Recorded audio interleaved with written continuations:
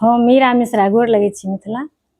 एहि वीडियो में हम अहाँ सबसे एकटा विचार पूछऽ जा रहल छी और अहाँ सबसे आशीर्वाद मांगऽ जा रहल छी। जो हम एकटा नव प्रयास लेल सोचि रहल छी, जकर झलक हम अहाँ सबके देखेलहुँ हन। जे हम आब मैथिली में तऽ लिखते छी, बहुत दिन भऽ गेल, तऽ हमरा इच्छा भऽ रहल अछि किछु हम हिंदियो में लिखी। और ई हमरे टा इच्छा नहीं छी, हमर जतेक शुभचिंतक छथि हुनको सबके इच्छा छनि जे अहाँ आब हिंदियो में किछु किछु लिखू।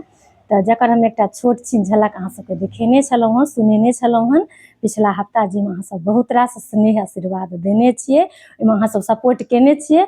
तऽ इएह हमरा जानबाक छलै अहाँ सबसँ, जे हम ई करी कि नहीं करी। अहाँ सब कहबै तखने हम करबै, कियाकि सर्वप्रथम से मिथिला मैथिली लेल हम हमेशा तत्पर छी और रहब। लेकिन हमर ई इच्छा भेल हन जे अगर हम 90टा कविता मैथिली में लिखब तऽ 10टा हम हिंदी में लिखब। संग संग कि जे कोनो भाषा से बैर नहीं रहबाक चाही, एहि पर में हम बहुत नीक कविता लिखने छी। सबसे पहिल कविता छी से हम अहाँ सबके सुनाएब। ताहिसँ पहिले अहाँ सब अपन अपन एहि पर स्नेह और आशीर्वाद और अपन राय देबै, जे हमर ई नव प्रयास लेल अहाँ सबके की इच्छा अछि, हमरा कमेंट के इंतजार रहत। और हमर एहि पर जे कविता छै से कविता हमर नानी के कहानी पर कुंदन बउआ के आवाज में रिलीज भेल छलै, जे अहाँ सब बहुत रास स्नेह देने छलियै यऽ, जे मैथिली वर्णन। तो चलू हम से सुनाबऽ जा रहल छी। कविता के शीर्षक छी मैथिली वर्णन। तऽ कियो पड़ल छथि भूल में जे हमसब मैथिली बिसरै छी, कियो पड़ल छथि भूल में जे हमसब मैथिली बिसरै छी।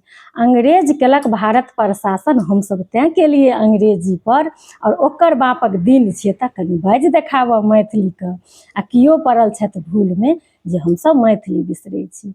अंग्रेजी ला स्कूल गेलहुँ आ पेटेसँ मैथिली सिखने छी, आ बिना स्कूल गेने हमसब मैथिली में PhD केने छी।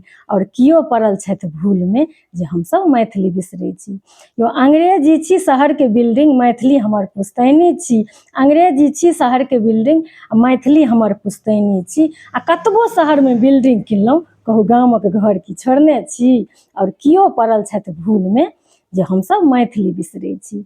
देश विदेश भ्रमण हम करबै तेँ अंग्रेजी सिखने छी, देश विदेश भ्रमण हम करबै तेँ अंग्रेजी सिखने छी। अपना सब तऽ सर्वगुणी छी, अनेको भाषा सीख सकै छी, अनेको ग्रंथ रटने छी।